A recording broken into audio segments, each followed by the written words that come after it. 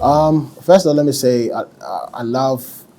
Sometimes I love the cold. The weather first. That's a great ambience. Just to be around, and then to top it off is to be able to perform to people that you don't expect to know your craft. It's always mind blowing. It's expected when I perform in Ghana, and you have people jamming to the music because they're here in Ghana and they listen to the music. But to be out there, especially maybe in Germany or France, and have people, jamming to your music, it's a different feeling when you're performing.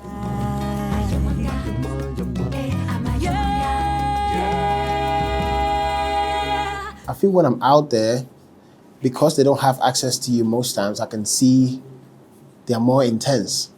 It's like somebody might be in Europe for like close to 6-7 years and not seen Sarkodie before. So here in Ghana, probably there are people in the crowd who bump into you in traffic.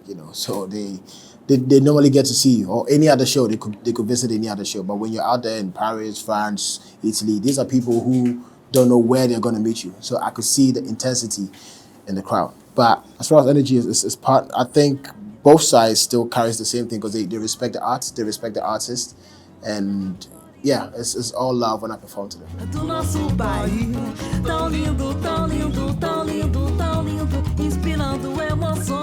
The two sides is how music is being put out and how it's being consumed. I feel out there in Europe, I think the structure makes sense, is good, but sometimes it takes away the passion and how creative artists want to be. There's a downside to African music, as in when we don't have the structure as well, but also we know how to put out music to be able to round up the fans and create a serious fan base. Because the structure is a bit too tight and rigid out there in Europe, sometimes it's really hard for people to gain the momentum that they need, because there's a structure that you need to beat.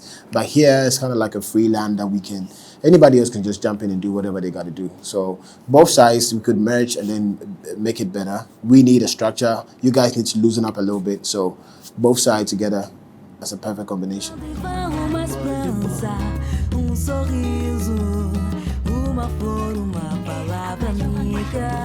I think for any business, and for this one, music, you need information to be able to survive. And lack of information is where artists don't know the right decisions to make. This is like going to university or going to any institution to learn, and you're going to be learning from people on the field. And that's, if you have me sitting down telling you what I've been through, that's a whole lot of information that people, you will need an extra mileage to be able to sit in the midst of these people to pass on these conversations. So this initiatives, if I was an underground artist, this would be very serious, a top list on my life to take, to be part of this initiative, to get the information needed to survive.